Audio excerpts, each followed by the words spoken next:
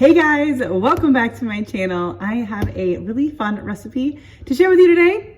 If you're seeing this, it's a fun recipe because if it doesn't come out, I'm not going to share it with you. But I have had a canister or whatever you call it of Crescent rolls for a while. I bought a while back for a particular purpose. That moment passed, so I've been wanting to use it. So I found a fun dessert recipe to use the Crescent rolls, and I took them out of the fridge just a little bit ago. Figured it might be easier to work with if they were a little bit not as cold. And then this happened. So they're already partially out of the can. Is this a can? What do you call this? Anyways, we got some Crescent rolls. Now the recipe calls for 2 of these. I'm just gonna make the recipe, like cut it in half and just use the one. And if it comes out really good, then we'll make it again full size. But we're gonna make some cream cheese or cheesecake bars. I think they're called cheesecake bars. So let's get started. I got my oven preheating to 375. And I've got my cream cheese at room temperature. And we're going to get going.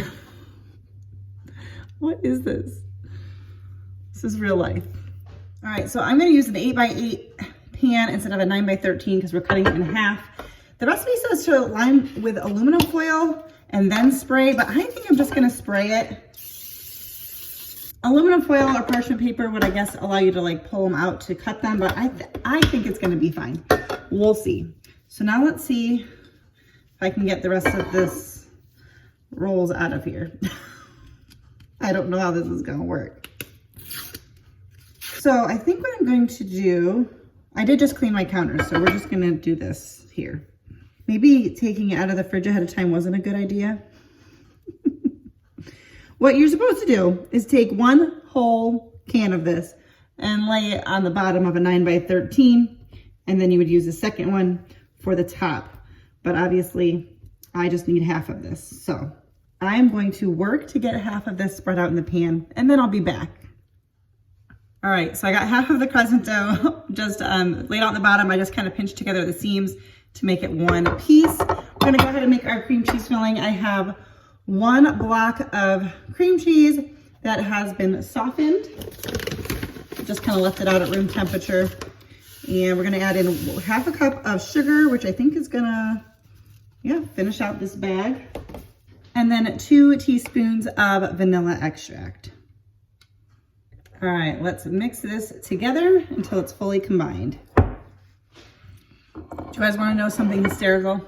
So I'm cutting this recipe in half, and I cut the cream cheese in half, but I didn't cut the sugar and vanilla in half. So it's gonna be, a little more sugar than it needs to be. Although, I'll be honest, I did just taste this mixture, and it doesn't taste overly sweet. But if you cut the recipe in half, just pay a little more attention. So, all right, I'm assuming if you're looking for professional cooks, you're gonna go to like the Food Network or something. So we are just going to spread this mixture out on our dough, going almost to the edge, but not totally. I would say to not take your dough out beforehand because it is a little bit harder to work with when it's warm. And I was thinking that might be the case, and then I did it anyway. So what you want to do, this would be easier if you're not like, struggling with the dough like I am. But you're gonna spread the dough out, or the next can of Crescent rolls out on top, and try to connect it with the bottom. So you're just going to kind of push that together with the,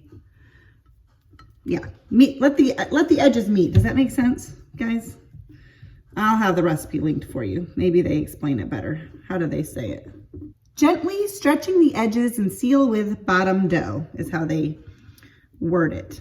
I'm having a little bit more trouble, but that's because my dough's a little warmer than it should be. But it's okay. We're gonna make it work. We're just gonna spread this out across the top. All right, so I think I did a pretty good job. I just kind of went along the edges and tried to get those seams, and then just made sure there weren't any big holes here. Actually looks pretty good. All right, let me wash my hands. All right, so now I have some unsalted butter that has been melted, and I'm just gonna brush this on top. I just have 1 tablespoon, but you would use 2 tablespoons.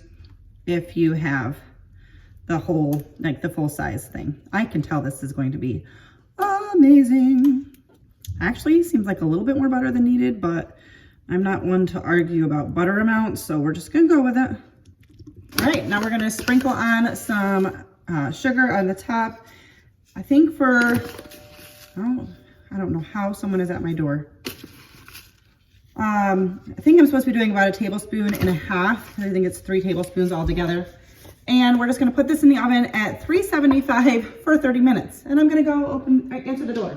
All right, so I just pulled it out of the oven. I think it's at 30 minutes and you wanted it golden brown, and this is what it is at 30 minutes. I probably could have taken it out a couple minutes earlier. I meant to check it, but I kind of forgot. But I think it's gonna be just fine. Looks good. We're gonna let this cool in the pan, and then once it's cool, put the pan in the refrigerator for an hour. It'll probably be longer than that for me before we get around to eating it. But then I'll let you know what I think. But it smells good and it looks good, so that's a good start. All right, it's been a while, and it is time to cut into this goodness. It's after dinner, and I am ready to give it a try. Don't know how big to make these. Kind of want to cut it in half, but that's probably excessive.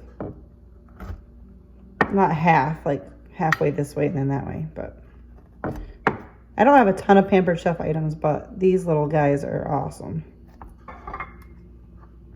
Look at that goodness. It's got the little crystallized crunch on top from the sugar. All right, so really, really good. I recommend it. Make yourself some, enjoy it. You could also make like a fun little strawberry sauce to put on top. It's not necessary. This is really good by itself. But if I still have strawberries in the fridge tomorrow, I may make some of that for the leftovers, but I'm gonna go sit down and enjoy this. It's good just as it is.